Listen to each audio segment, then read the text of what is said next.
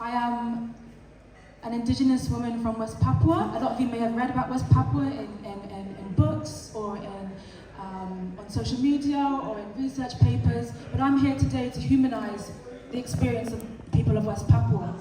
And I want to humanize that first in song form. So, I'm going to come down here. If you've got a table or a bench or something you can hit, even your hands, let's all join together in singing this ancestral song.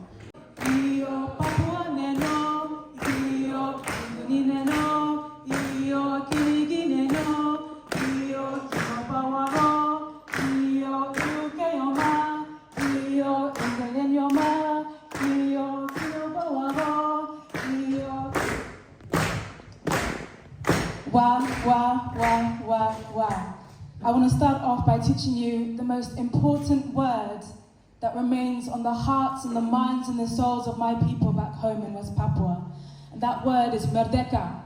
Merdeka means freedom, and I know there are people in this room who are bilingual. So if you have a word equivalent of merdeka in your language, please share with me today.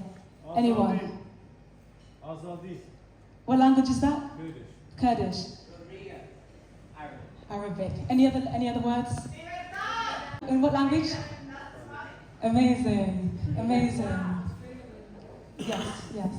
So freedom, that is the word that is uniting everyone else in this room here today. We all desire freedom in all forms. Freedom in terms of equality, freedom to live, to roam, to pursue, to express ourselves, to be indigenous people, to be the sovereign leaders of our land. West Papua is the western half of the island New Guinea. New Guinea is an island that lies 250 kilometers north of Australia. We have gold, we have timber, we have copper, we have gas. Every single resource you can think of, we have it on our island, on the island of New Guinea. New Guinea is home to birds of paradise, a bit like the bird on my head. And you probably watch these David Attenborough documentaries. He loves to talk about these birds. West Papua is home to tree kangaroos. It's home to biodiversity beyond your wildest imagination. West Papua is home to the third world's largest rainforest. That is crucial information when we talk about climate justice. Who are the voices that we ignore, we forget to hand the microphone to? It's the indigenous people who protect our lands, who protect our rivers, who protect our mountains, who protect our forests. Since the early 1960s, 1961, the people of West Papua, we were promised our independence. Our previous colonial rulers were the Dutch. But 2 years later, the Indonesian military illegally invaded our land. And ever since that date, 500,000 innocent indigenous West Papuan people have been slaughtered by the Indonesian military and security forces. West Papua is paradise, but it's also home to a secret genocide. So the two juxtapositions there. You've got a genocide in paradise. Under Indonesian colonial rule, our people are experiencing ethnic cleansing through bombs, through chemical weapons. Recently there was a documentary, you can watch it on YouTube, and it exposed the truth that the Indonesian security forces are using chemical bombs to wipe out whole villages. Right now, there are about 60,000 to 100,000 West Papuans who are internally displaced in the highland regions.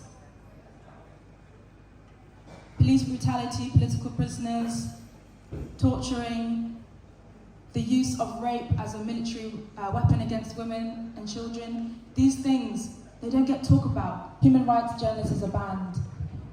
International Peace Brigade, Human Rights Watch, Amnesty International, even humanitarian aid is banned from entering this region.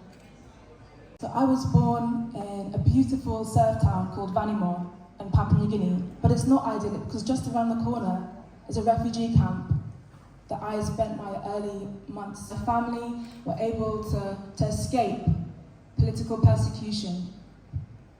There are about 12,000 West Papuan refugees living in PNG right now. In the early 2000s, my family and I came as asylum seekers, and the British government opened up their arms to us and we were accepted into this land. But I used this freedom to talk about my people's liberation, to talk about my people's fight for independence.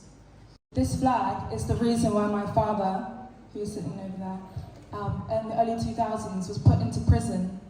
Under colonial regimes, even simple things like the right to self-expression is completely banned and unlawful. For this flag, if you raise this flag, the West Papuan Morning Star flag, you can get sentenced up to 50 years imprisonment. My father fortunately was able to escape and flee to the UK. But for many West Papuans, even our mothers who make these bags and sell them on the streets, they get intimidated, they get followed, they get abused, harassed. But it's this symbol that gives my people, the people of West Papua, hope. It gives us the audacity to dream of a better world for our children. West Papuan children, when they graduate schools, they paint their uniform with the Morning Star flag. Our mothers continue to make these bags. Our people continue to chant out our freedom songs, continue to rally, to mobilize, to go on the streets, to protest, because we believe one day our people will be free. The history books, when you study it, no empire lasts forever. It never lasts forever. And I believe the history books to come, you guys who study history in your classes, you will read about West Papua and the liberation that one day became a success, it became a reality. When you go home, Google the West Papuan genocide. Remember that it's merdeka, freedom, that my people desire. Wa, wa, wa, wa, wa. Thank you for listening.